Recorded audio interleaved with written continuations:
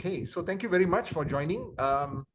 Once again, just reflecting back on our past 5-6 classes, right? Are we material in nature or are we spiritual in nature?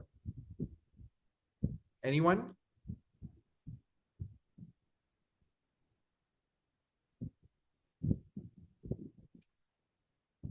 So at the core, Both?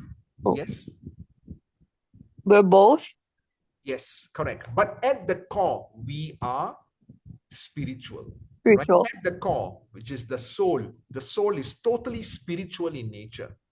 But if you look at the gross body, right, our organs, our skin, the entire frame which we have, it consists of earth, water, fire, air, and ether. Ether simply means space, right? So these are all the gross elements. And the mind, the false ego, and the intelligence, these are all material. So the material energy is described in a number of different ways. But fundamentally, it will have specific characteristics.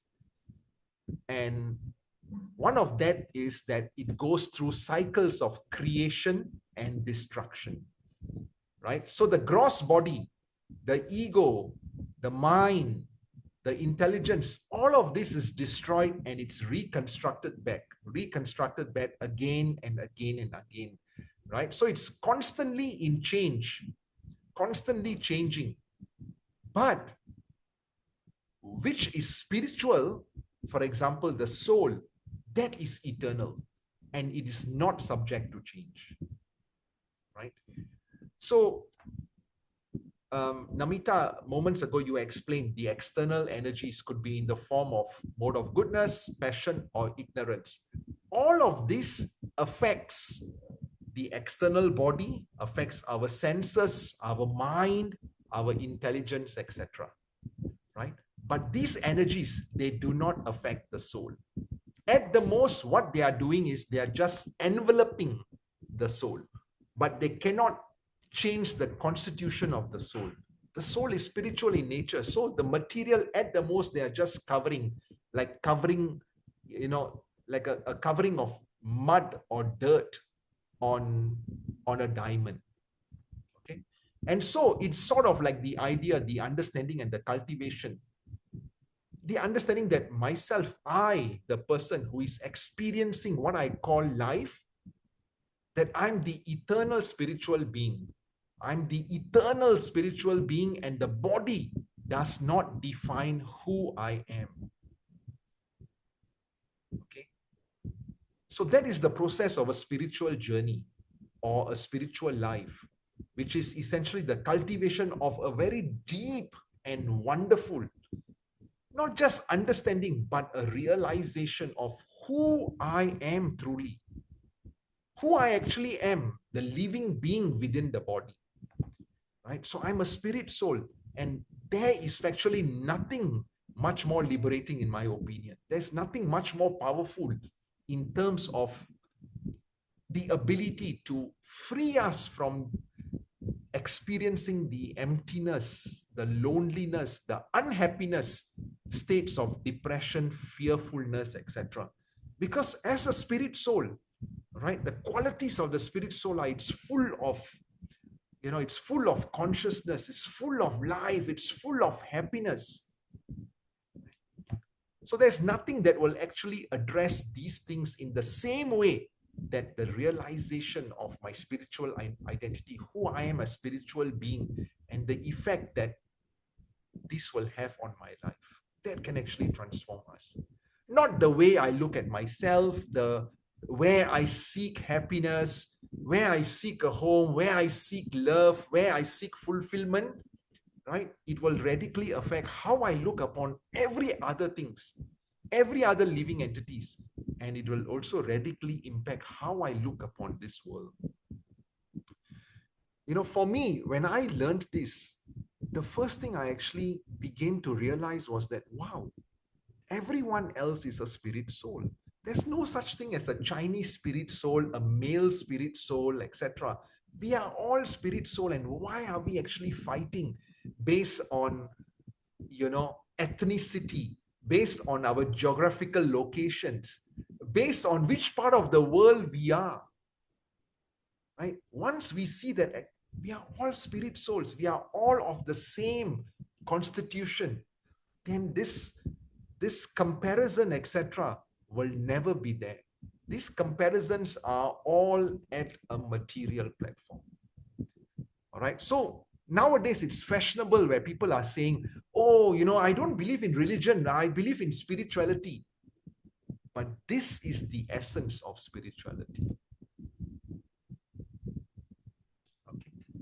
Ash, any reflections, any realizations you would like to share?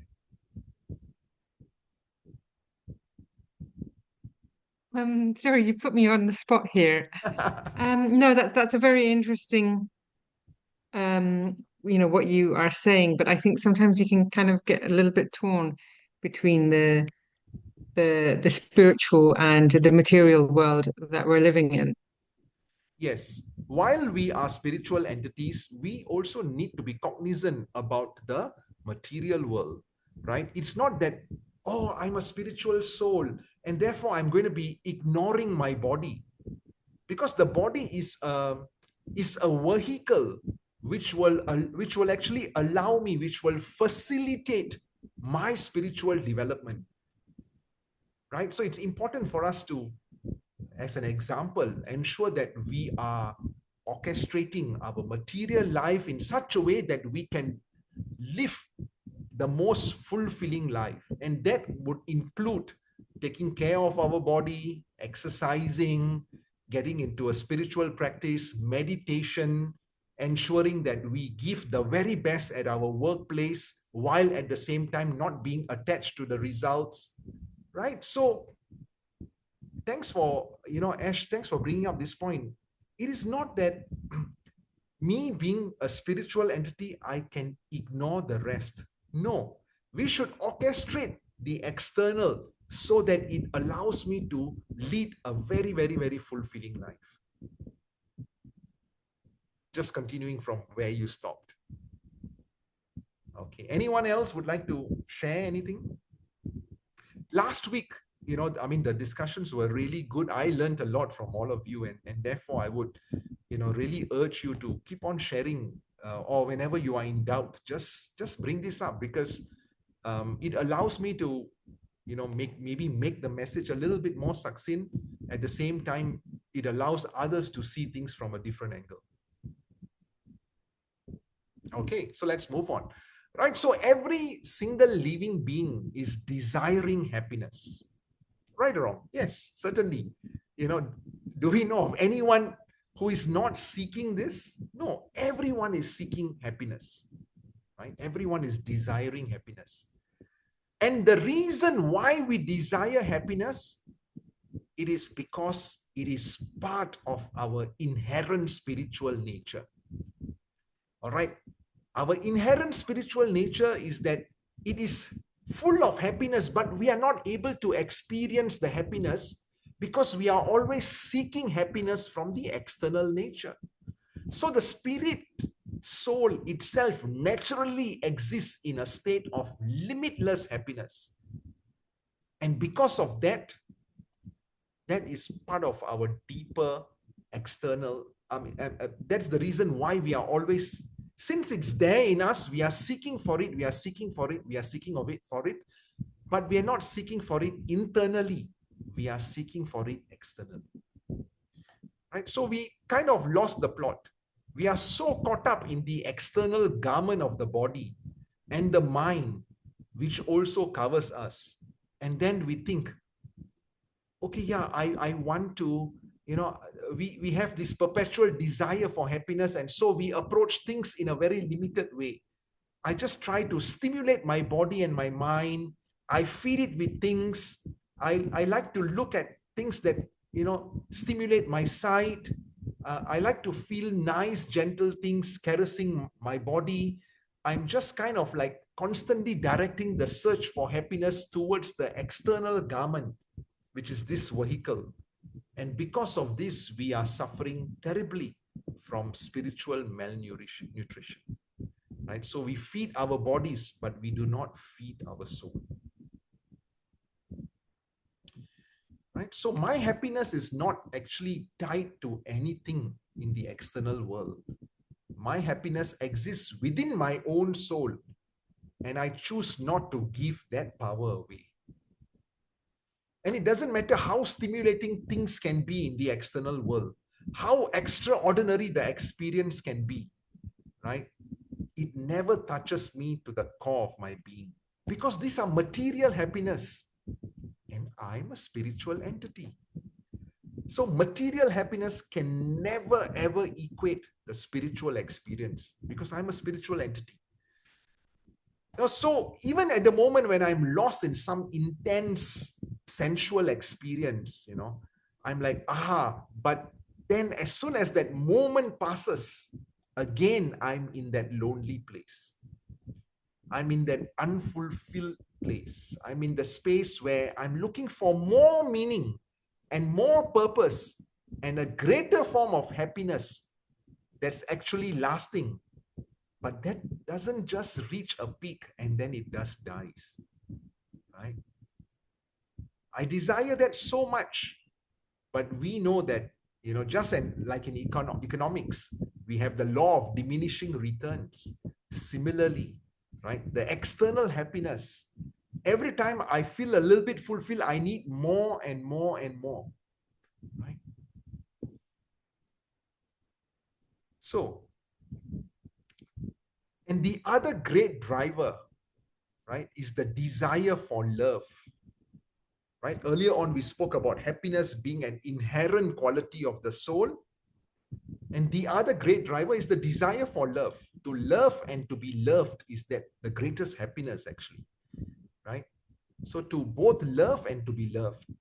and this is actually probably more powerful than the desire for happiness.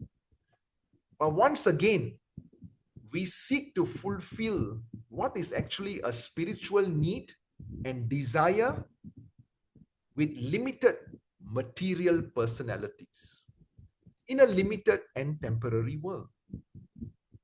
Right? Once again, I'm a spirit soul. As a spirit soul, I want to be loved and I want to love. But the external world is all material, right? Can be my father, my mother, my children, my teacher, right? My lover, etc. It is all material. Unless you are able to forge a relationship at the soul level with the other person, where what you are doing is essentially you are trying to uplift this person for him or her to understand that this person is actually a spiritual entity, right? And together, then what we are doing is we are trying to uplift both souls towards the universe, towards God, right? So once again, we are, seeking to fulfill what is actually a spiritual need and desire with limited personal, material personalities in a limited and temporary world. And so while we may have nice relationships, we may even feel that, yes, I actually love someone and they love me. At the same time, I have that experience that this is not really completely fulfilling. There's got to be something, even a higher ideal. And so everybody loves a good book, a good story or something, right? But people are drawn to it, right? Because they are always searching for something greater.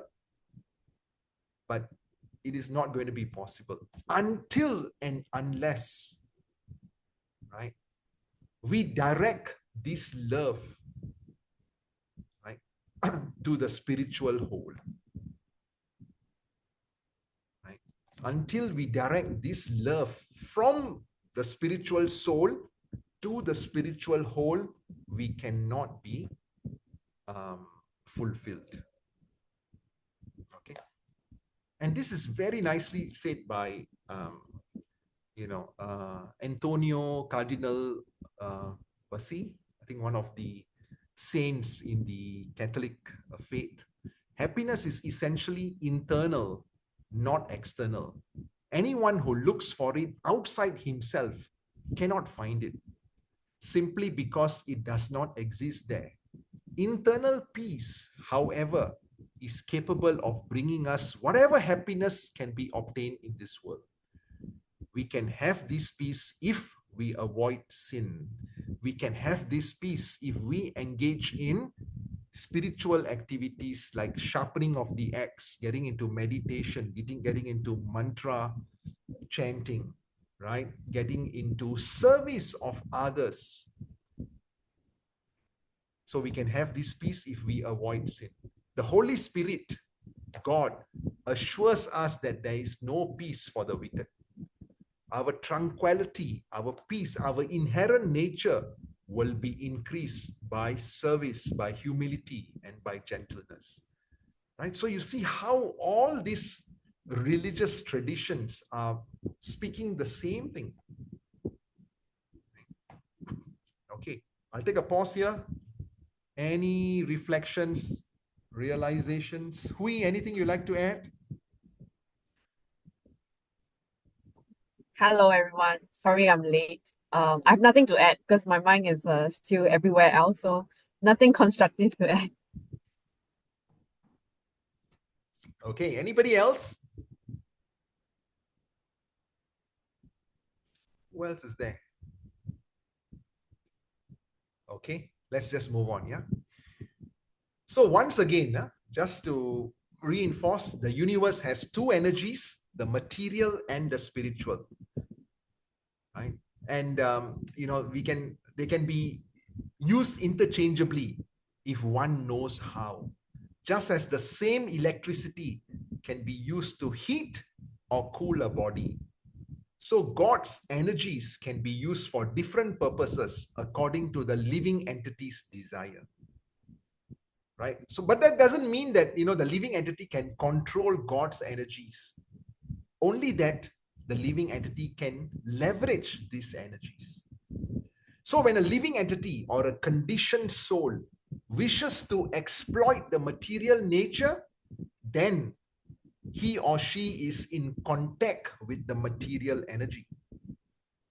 But when the living entity no longer wishes to dominate or enjoy the material energy and instead uses it in God's service, then he contacts the spiritual energy. All right. So if I'm using it for my benefit, right, I'm exploiting material nature, then we are in contact with the material energy. But when we are using it, right, in God's service, then we contact the spiritual energy. And that's why, coming to Namita's point earlier on, even the mode of goodness, which is the balance mode, it is still considered material. But when you use it in God's service, for example, whatever you have cooked, you use it, you offer this back to the universe, you offer this back to God, then you are contacting the spiritual energy. All right. So dovetailing anything, dovetailing even my career, all right, using the fruits back in the service of God, it is actually spiritualizing my career. My home, which is material in nature, if I use that in the service of God, then my home is spiritualized. My laptop, all right, could be for mundane Zoom sessions, etc., for work. But the moment I start using the results of my work, my talent, my remuneration, etc., in the service of Lord, then the laptop becomes spiritualized. Isn't that interesting? The water which I'm drinking may be material in nature, maybe in the mode of goodness because it's so balanced, right? It's not spicy, it's not too sweet, etc. Very, very neutral, very nice. But the moment, if I had offered this back to the universe, I offer this as an offering to the Lord, and then I partake it as spiritualized water, then I'm in contact with spiritual energy. It's so simple. Everything can be spiritualized. Okay, so once again, the material energy or the force can be categorized into three primary categories. One of them is the mode of goodness, one is the mode of passion, and the third is the mode of ignorance.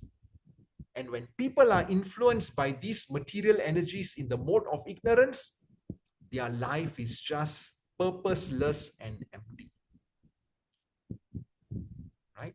When the material energy dominant on them is in the mode of ignorance, then they start exuding ignorance. Simply it means that they are living a meaningless, a purposeless and empty life. Right? In the mode of passion, people are striving to create, to become, to excel, to achieve. You know, you just think of like high-level athletes, painters, movie directors, actors, musical performers. They are all striving for excellence. Nothing wrong with that.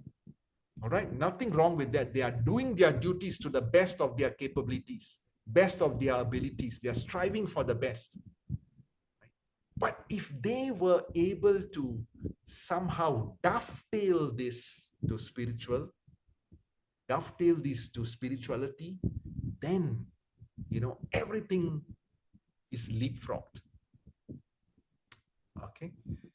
And the aspect of nature where a person becomes drawn to, which is quiet, peaceful, where one can feel a bit more settled and less disturbed by things, that is the influence of the energy known as the mode of goodness. They're still not the same as being spiritual. Once again, Namita's point. It just means that a person is in a state where they can actually, if they decide to adopt a real spiritual practice, springboard to a deeper spiritual and actual spiritual experience. Okay, so the only ingredient is whether we are dovetailing this to spirituality or not. All right, so, for example, in yoga practice, right, if you were to just go in and do your exercises, it is a mode of goodness, right, because you're taking care of your health. But in yoga, how do you begin? You begin by, a short amount of meditation by chanting Om. Right, by chanting Om, and then focusing on the core, etc. So what you are doing is you are spiritualizing that practice. Hui, would you like to add anything to this? Totally agree. I like to start my yoga class by centering people. So my class always starts with breathing, relaxation, and then just bringing. We have so many things running in our head, right? Yeah. Just coming back to the center and just attempting to be in the present moment. Wonderful. Anyone else would like to add anything? Ellie, are you there?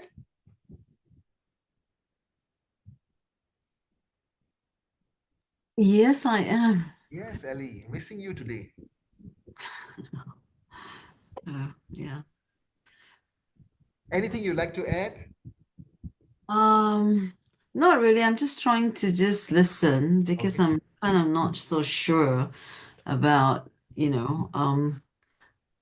where we're going actually with this. Are you saying that? Yeah, I mean, I think sometimes, I think to spiritualize everything is not possible. I think we live in a Kali Yuga, materialistic Yuga, is not utopia. So we have to negotiate the material, the material world, because we have to pay mortgages and we have to, put food on the table and that sort of stuff. Yeah.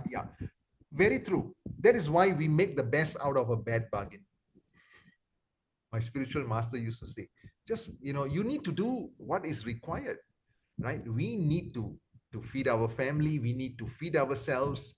But at the same time, strive for it in the mode of goodness, right? Strive for it in the mode of goodness. Yeah, like if, for example, from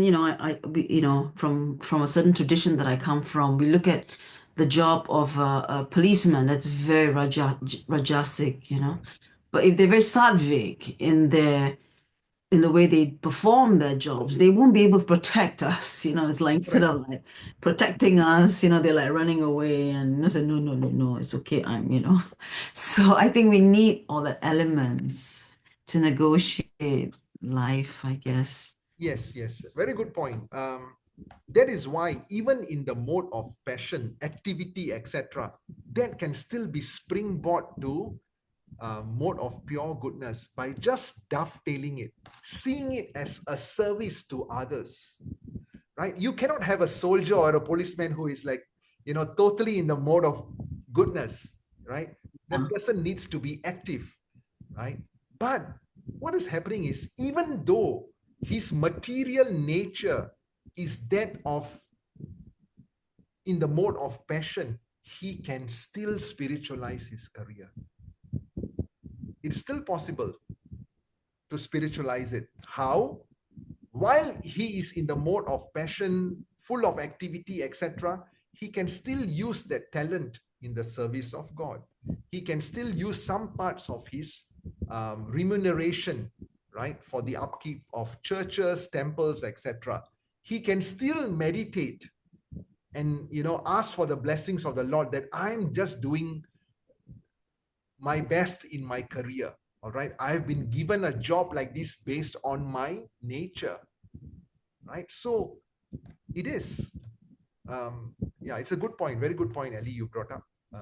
That's why whenever you have any doubts, just bring this up, because everybody else learns from this, right? I have a question. Sure. Okay, so like if we begin to live more spiritualized, which is like more conscious, right? And always dedicating every action, every thought and emotion to something like to spirit, to the universe, like something bigger than us. Does that like help our soul, our energies, like to align with the higher, like with spirit? Like Yes. what does that do? Yes, that is the goal. The goal is essentially the definition of religion, or the definition by the Greeks of the word religare. Religare, religion, the actual meaning is to reconnect our forgotten relationship with the universe, to reconnect our forgotten relationship with the spiritual father, the spiritual master, mother, right? It's just to reconnect back with God. How? By dovetailing our activities, by getting into the meditation, into mantra practices, by serving others, etc. That is the goal, to reconnect our forgotten relationship with the Almighty. And is it also true to say that by doing so, then we will feel like less lost in Exactly. our like we'll feel more connected to like a higher purpose?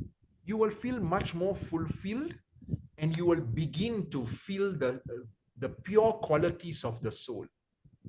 As you engage more and more in the service of the Supreme, as you engage in more and more in pure goodness, in pure sattvic consciousness, then what is going to happen is, you will feel very, very, very fulfilled.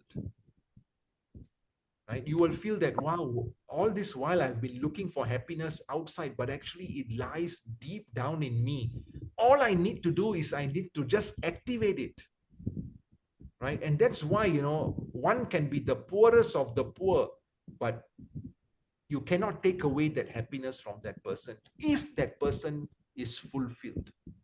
And that is why some of the saints, some of the sages, be it in the Buddhist tradition, be it in the Sufi tradition, be it in Hinduism, Sanatan Dharma, right? That is what they are always striving for. Right, but there's also like a balance with experiencing the material world, right? Like experiencing like pleasures and like ups and downs and all that. Yeah. So is it more like a balance? So like this spiritual side is always like at the center, at the core, but we cannot stay there all the time, because then we won't be experiencing this like reality, like this material world. Does that make sense? Tell me more. Because like if we're always so like trying to center ourselves and like not be attached to like the worldly pleasures and all that things that bring us suffering, then what would be the point of like, you know, being in this physical body? Okay, good question. So we have been given a material body, right? The material body needs to be engaged in certain duties. Okay. So while we are going through our, our regular lives, what we need to do is just try our very best to connect it to spirituality. That is all the game is, right? We don't have to run away. We don't have to renounce, etc. The actual meaning of renunciation is renouncing the fruits of our labor, right? In spirituality, in the practice which we are speaking about, it is not running away from our material obligation. If we are a father, we need to be the best father. If we are a wife, we need to be the best wife, the best husband, the best employee. We give the best of our abilities, but at the same time, we are truly cognizant of the fact that not everything is in my hands, right? So number one, I give the best of my abilities to my career, to my job, to my family, to whatever is in the material world, because I've been put into this material world to experience this earth school. So I just give my very, very best. But in the event of a failure, I need to tell myself that, look, I gave my very, very best. There are many other, elements which dictates my success. Okay. So that's what the earth school is teaching us. Many other elements which dictates whether I'll be successful in this or not. But what is in my control, I give my very best to it. It's a long, convoluted answer. So whatever experiences which we are going through, that is maybe part of our journey. Hui, anything you'd like to add to this? Sorry, I can't hear you. Anything you'd like to add to this?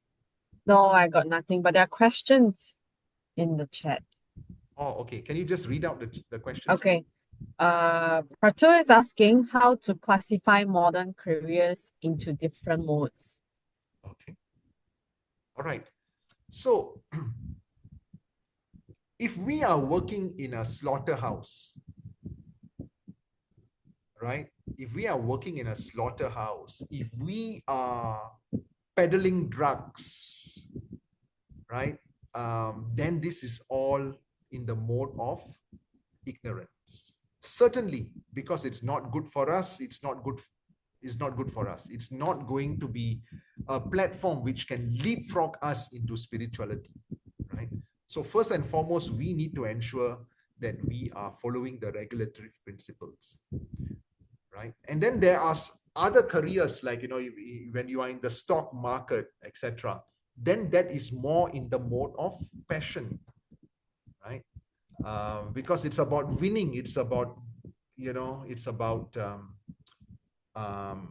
getting accumulation, wealth. It's about winning, right? So there are some of us whose nature is in the mode of passion, right? And therefore, those kind of careers will be amazing for us because my nature is such, right? But if I look at myself, I strive in teaching. I strive in an administrative position, right? I strive in sharing knowledge with others. I strive in solving puzzles, in solving problems, okay? And therefore, this is, that's my nature. And therefore, if you were to put me into a policeman's career or an army career, I will be like a misfit, okay? if you put me into an abattoir, right, for the slaughter of animals, I will not be able to take this. All right. So each of us is born with a nature. That nature is actually dictated by how we have orchestrated our lives previously in our last life. And that nature actually continues in this current body. But of course, as we orchestrate our life further, this can evolve, right? And this is exactly what modern psychology is teaching. If you look at assessments, 360 assessment, the DISC assessment, etc., each of us have a prominent mode we are in. The assessment which I gave you this morning tells you that, there is a prominent mode in you. But you cannot be 100% rajasic. You cannot be 100% tamasic, or in the mode of ignorance, and you cannot be 100% in the mode of goodness. There's always like how the primary colors, they come together. All right. And you know what? At any point in time of the day, the combination of these three will also be different.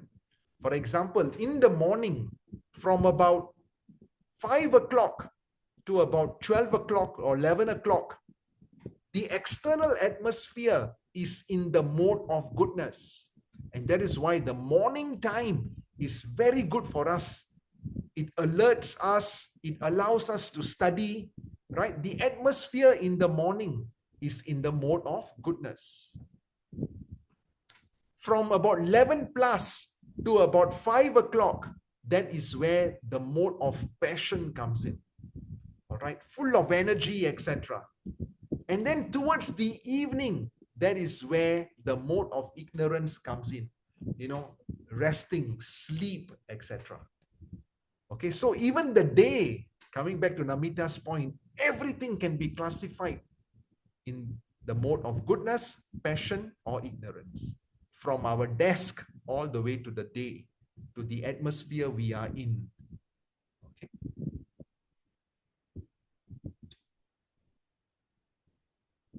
Okay, so let's carry on. Yeah. There's one more question. Are you okay to take it? Sure. Ellie is asking, what mantra would you recommend? Okay, so I'll leave that to you towards the end. Yeah, you have actually discussed this some time ago, Hui, but maybe the last 5 minutes in today's class, you may want to go through that again. Okay. All right, so we can either serve the spiritual energy or we serve the material energy, right? That's what we have discussed. Right? So the living entity is called the marginal potency of God, so he can go either way, either materially or spiritually. So perfection of human life is attained when one can understand that he is not the product of matter, but he is in fact spiritual at the core. So we have just learned last week, as well as in the first 45 minutes of today's class, that this material energy is just keeping us in check, allowing us to remain in the material world until we reach a certain stage where we have no further desires, right? No further desires except the desire to love and serve God. And that's a journey, right? Not this life, maybe the next life, maybe the next life. All right. It's not going to be so easy to actually perfect it immediately this time around. All right. Okay. So once again, there are three categories of material energies which are blocking us from the spiritual world: the mode of goodness, the mode of passion, and the mode of ignorance. Okay. But if we learn the right lifestyle, which is maybe a vegetarian diet, living in a clean, bright atmosphere, surrounding ourselves with like-minded people, right? Eating a balanced diet, So all of this will ensure that we are progressively, slowly getting into the mode of goodness. But if we practice the wrong lifestyle, we will just continue to be trapped again and again and again in this material world. Right? So if we learn the right lifestyle, there's a high probability that we can actually come out from this material world. And that's the reason why this section, this knowledge of the three modes of material nature is so important. In fact, if you look at the Bhagavad-gita, close to 100 verses out of 700 verses. Okay, each verse is 4 lines. So 100 verses, or 1/7 of the Bhagavad-gita, discusses this very, very, very pertinent topic. Okay. So, Oh, sorry. yes. The previous slide, right? Yeah. It says there are three, so all three energies block us from the spiritual world. Is that correct? Even the mode of goodness? Well, it just, even the mode of goodness, yes. So even the mode of goodness has to be connected to spirituality. It needs to be dovetailed to spirituality. Right? Simple example. I may be working, in the mode of goodness, my work, my activities, the food I eat, etc., is balanced in the mode of goodness.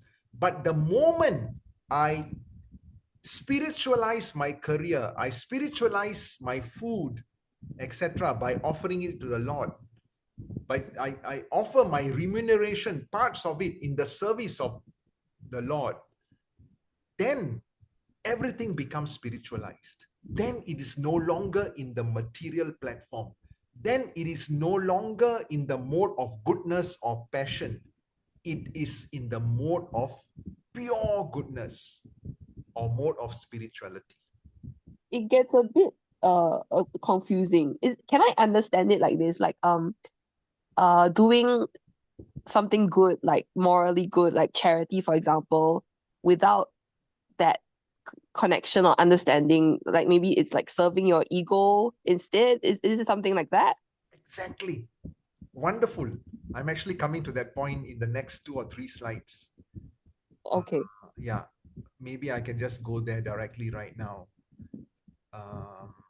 The charity. Look at this point, charity. All right. In the mode of ignorance, it's like, yeah, I just give some money to a beggar. Right? But the beggar may use it for drugs, may use it for alcohol abuse. When charity is given in the mode of passion, then it is like, wow, I want everyone to know that I'm giving it. All right, I'm giving this donation to this charity. I'm doing this good. I want people to know because it just elevates my ego. All right, I get something in return. So, for example, in many temples, you'll see that, oh, today's lunch is sponsored by so and so. All right, but the right mode is the mode of goodness, which is it's performed as a duty. All right, this wealth, I cannot take it back with me at the time of death. My work is to use it correctly with no expectation of material returns. But then if I just need a change in my consciousness that while I'm giving this as my duty, all right, with no expectation of material returns, but my psyche is that I tell myself, God or the universe, this is all yours. I came with nothing, right? This is all provided by you as your benevolence to me. I'm just using this in your service. And what you are doing is you are leapfrogging from goodness to pure goodness. Okay? Does it make sense now? I feel like it's a bit hard for like average, like normal humans to really understand or grasp like the knowing, like what is serving the serving God versus like serving your ego. Like you know what I mean? Like Yes. It's like, does it, I feel like it makes more sense to me if it's about knowing your own inner like soul, or your own inner knowing, like what is that goodness, that rather than like using your thoughts, or like you know, like you have to do good because you don't want to look bad, or you know what I mean? Yeah, correct. Like, please carry on. And is it also true, like maybe like meditation can connect each of us more to that like pure goodness, like the knowing of that pure goodness? Exactly. It's more like a inner guidance, right? Because we always have that inner voice Yes. within us, and it's not like something external, like to a God, like, you know, like because like you want to receive something from that God. Yeah, I like your point. We are not treating the higher powers as a spiritual butler, you know, to fulfill my desire, right? Yeah. Yes, one point which you made was, does meditation assist us in this psychological shift? Certainly, right? Professor Richard Davidson from University of Wisconsin has proven that as we engage more and more in meditation, we become very, very compassionate. We want to serve more, and there's just outpour of that happiness from our soul. Okay, so there's scientific proof to that.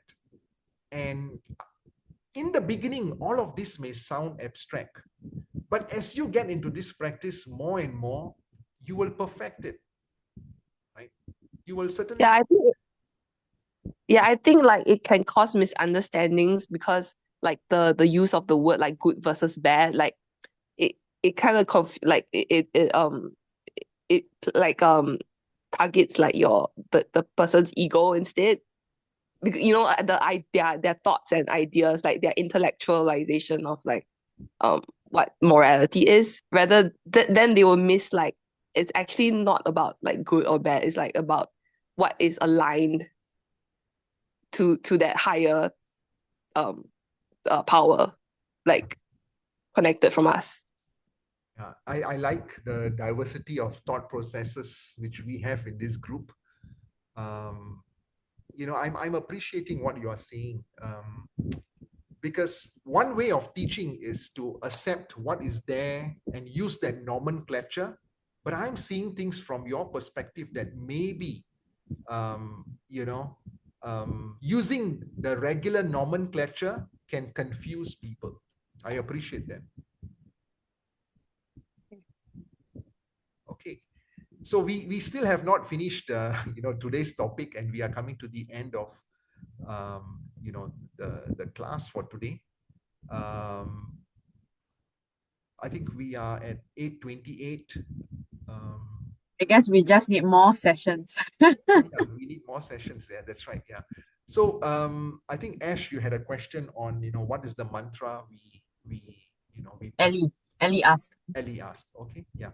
So I'm going to stop sharing, and I will just request Hui to take it from here.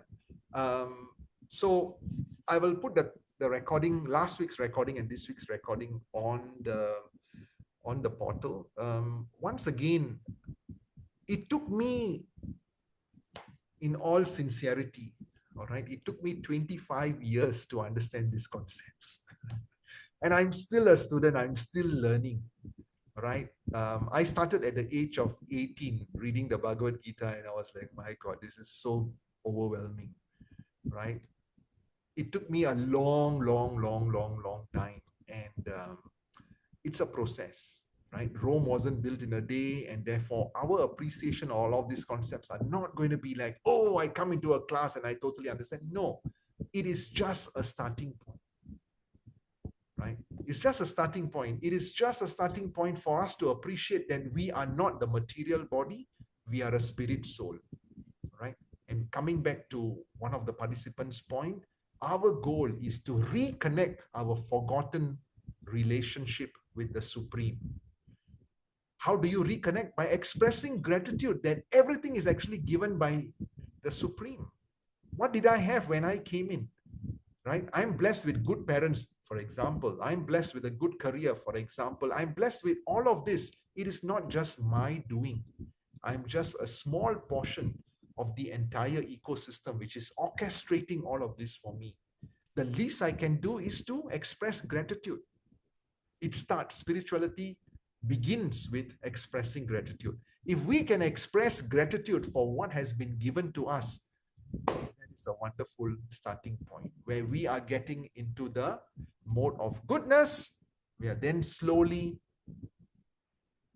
by doing more and more reconnection, then we get into the mode of pure goodness. It's an amazing journey. It's an amazing journey. Those of us who are on that journey, we are appreciating it. I'm loving it. I'm sure Hui is loving it. I like to say one thing. Sure. The more we know, the more we realize what we do not know, or how much more we do not know. It's so true. That's so true, right? We do not know what we do not know. That's like a cliche today, but the more you learn, I can show you the encyclopedias of all of this spiritual knowledge I have right now in my home. I'm just like, scratching the surface. Right. But the amazing thing about such sessions is, each of us bring up our doubts, and then we try to clarify some of these points, etc. And I think that's the best thing about the Bhakti Circle. I'm learning from all of you, right? I may not have the best communication skills. I'm really bad at it, but whatever Hui and we have learned from the masters, we are just trying to share it with all of you. Okay, Hui, over to you. I've spoken too much. And by the way, next week, after Christmas, I think everyone deserves a good break. Just relax. I will send you a recording of a very interesting session.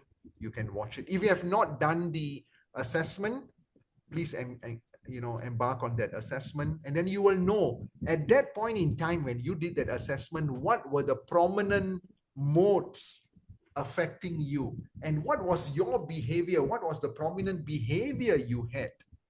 All right. And when you do this a few days later, after engaging in meditation, after engaging in the practice, which Hui is going to be sharing with you, wow, you will realize that it's actually changed. Right. That was the PhD thesis of my my spiritual teacher. Okay, Hui, over to you.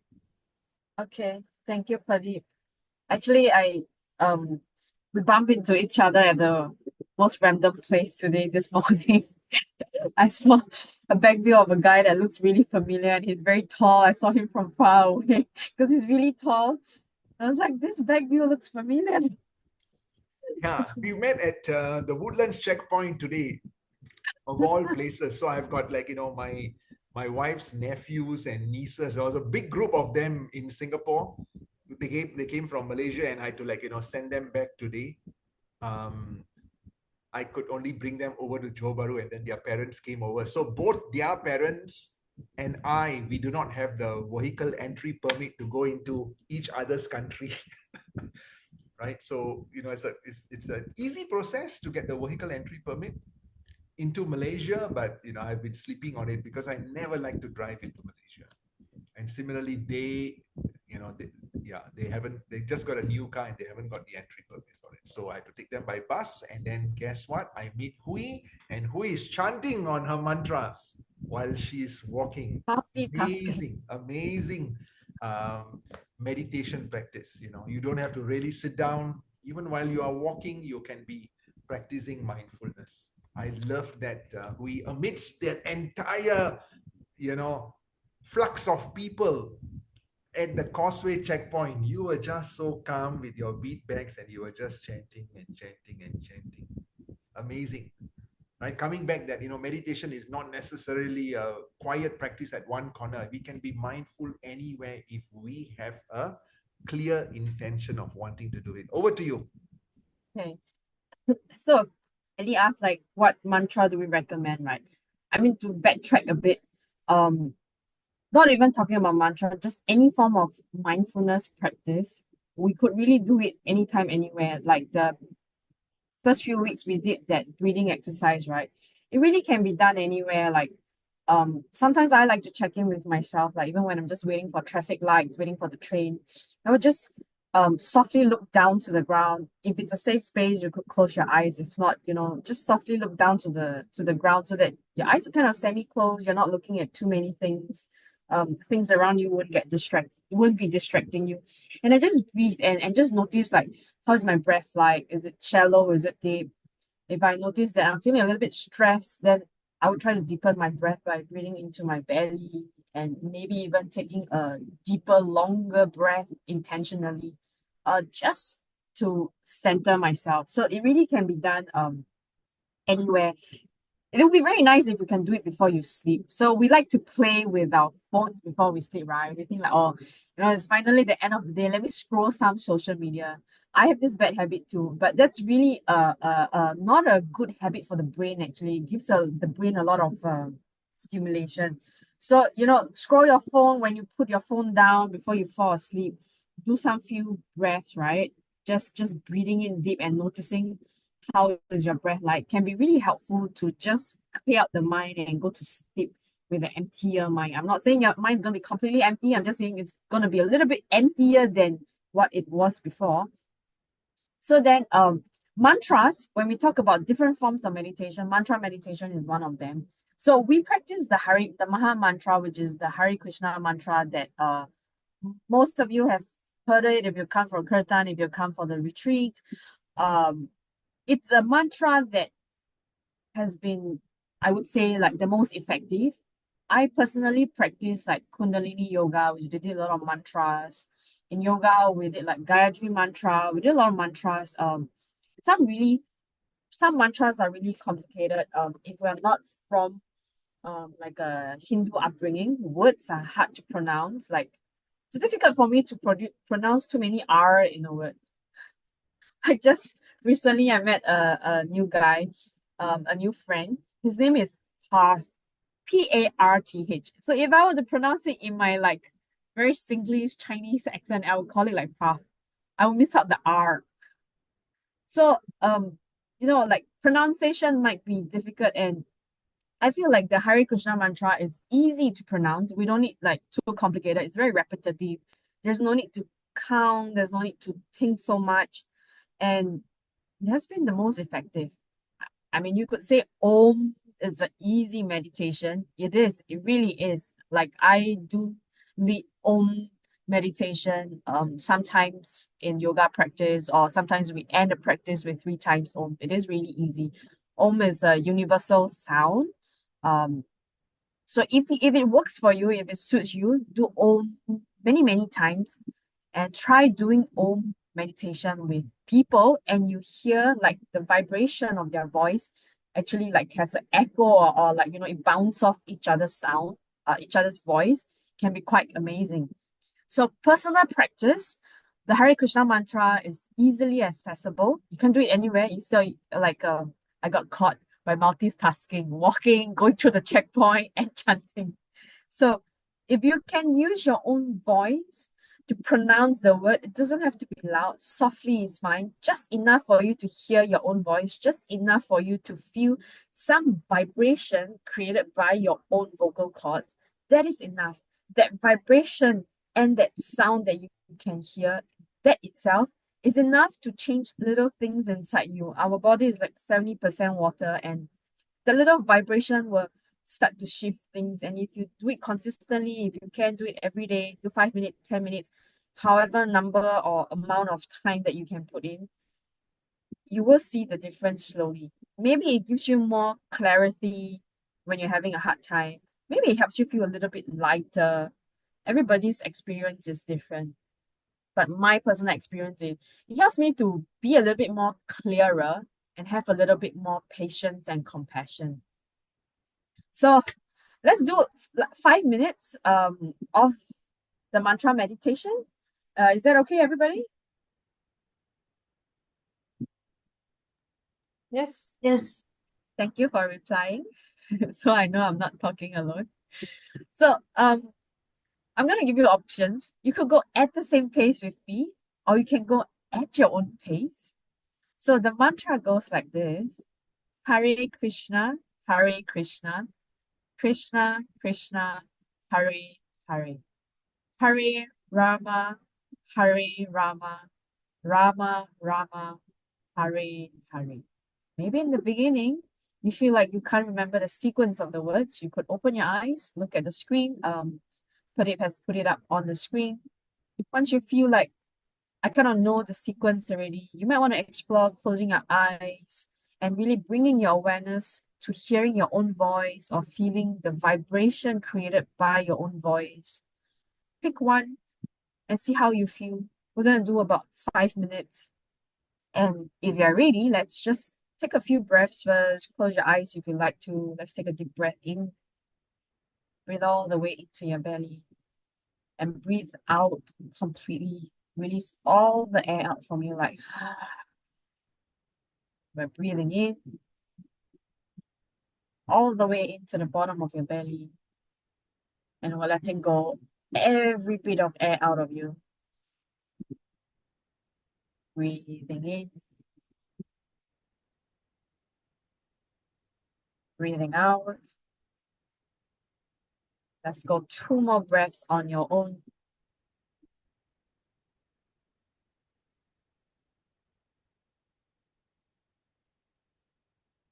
One last breath.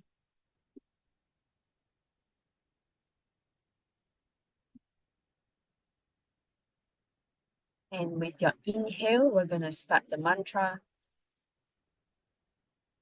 Hare Krishna, Hare Krishna, Krishna Krishna, Hare Hare. Hare Rama, Hare Rama, Rama Rama, Hare Hare. Hare Krishna, Hare Krishna, Krishna Krishna, Hare Hare. Hare Rama, Hare Rama, Rama Rama, Hare Hare. Hare Krishna, Hare Krishna, Krishna Krishna, Hare Hare. Hare Rama, Hare Rama, Rama Rama, Hare Hare. Hare Krishna, Hare Krishna, Krishna Krishna, Hare Hare. Hare Rama, Hare Rama, Rama Rama, Hare Hare. Hare Krishna, Hare Krishna, Krishna Krishna, Hare Hare. Hare Rama, Hare Rama, Rama Rama, Hare Hare. Hare Krishna, Hare Krishna, Krishna Krishna, Hare Hare. Hare Rama, Hare Rama, Rama Rama, Hare Hare. Hare Krishna, Hare Krishna, Krishna Krishna, Hare Hare. Hare Rama, Hare Rama, Rama Rama, Hare Hare.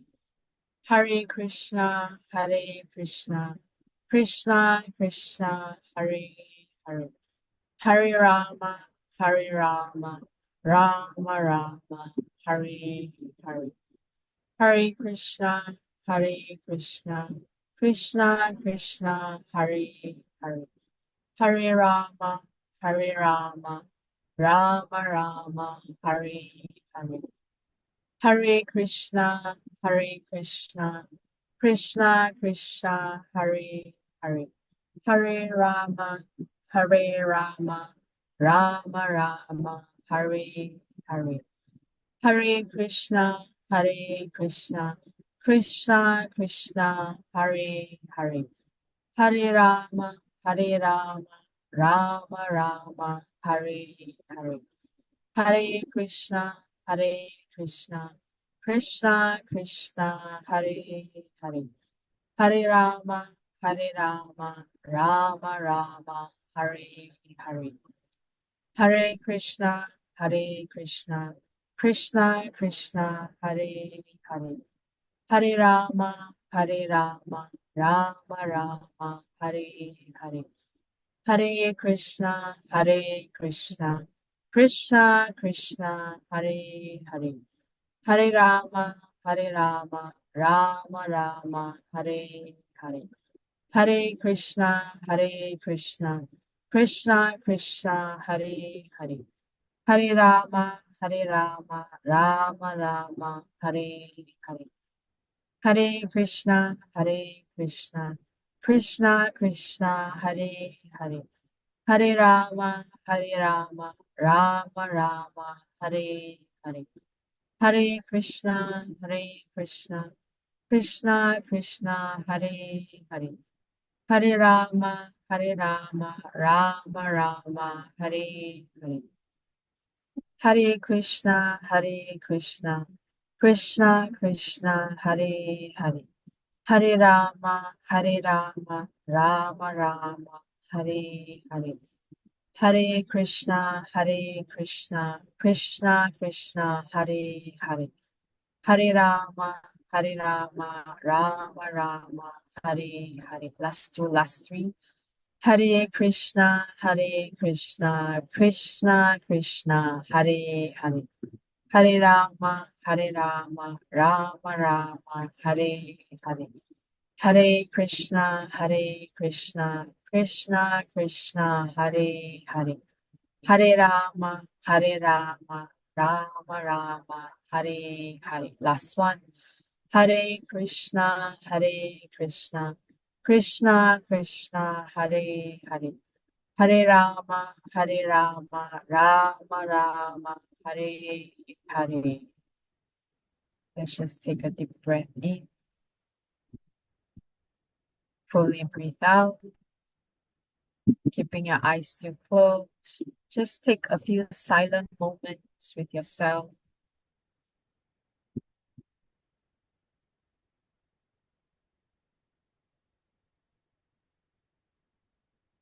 Just breathing in, all the way into the bottom of you. And breathe all the way out.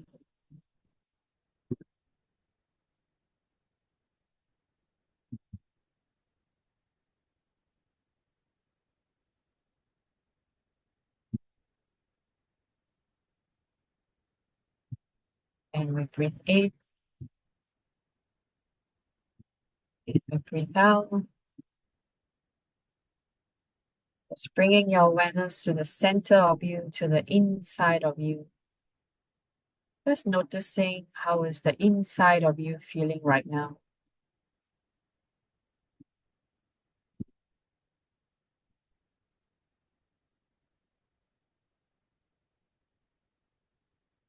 Breathe in. We breathe out. Take a deep breath in all the way into the bottom of you. Take a full breath. Whenever you feel ready, softly blink your eyes open, bringing yourself back to the screen.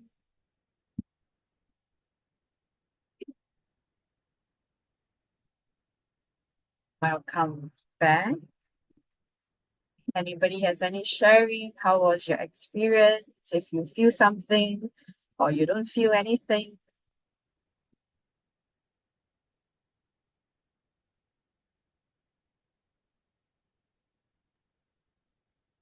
yes, May. I feel good.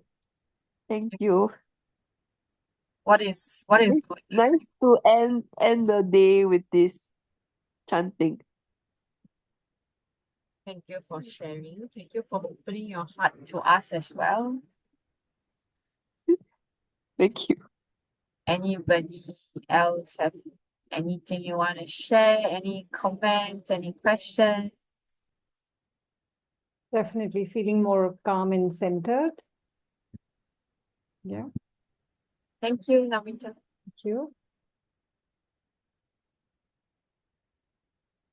Anyone else? Do you have anything to share? Any questions to ask?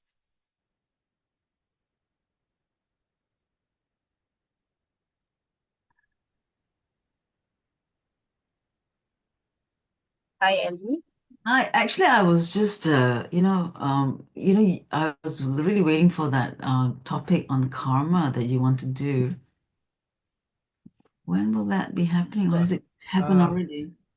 Okay, so what I can do is when we return on the first week of January, we will just complete this section on the three modes of material nature, and I can immediately embark on the topic of karma. Okay. Thanks. Really appreciate your enthusiasm, Ellie. Really appreciate it. Yeah. That's the life challenge, isn't it? How to live more sattvic life, isn't it? I think once we get there, it's like we got moksha already, you know? But Before that, we are here on yeah, this Kali Yuga. very nice, Ellie. Yeah, there's just so much to actually learn. Yeah, I told my wife that the next 10, I'll be on leave, not traveling, but there's a shutdown at Harvard next week. So, I told my wife that, let's spend like 7-8 hours on a daily basis just reading the scriptures and, reflecting on this. I'm looking forward to that experience next week. Hopefully I can share more with all of you. But certainly the topic of karma is very important, but it's important for our self-reflection and realization. When something goes wrong with others, it does not give us a right to use the word karma, right?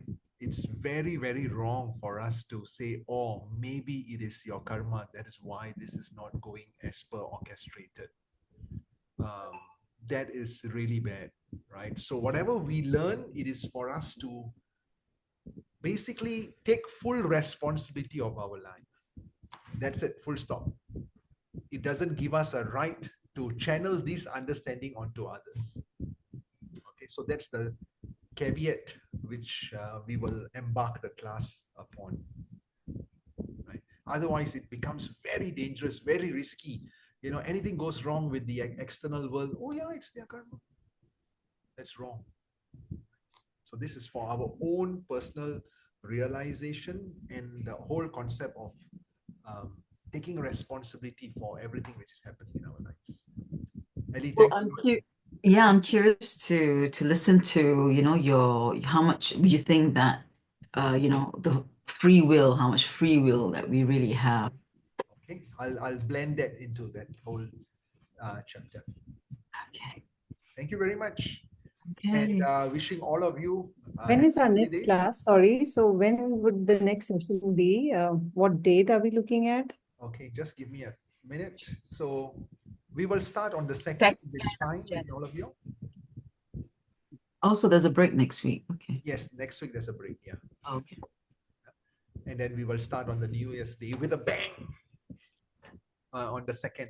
And Hui, when is your Kirtan classes? On the 3rd, right? Yes. So we are having kirtan every first Friday of the month. So this next month will be 3rd of January, where we'll be doing a musical meditation. We're doing mantra with music. So It's fun. just It's come and join really us. nice. Really take some time out and come for it. So for Or example, just that I won't be there on the 3rd of January because I'm going for holiday. that's fine. The rest of us are there.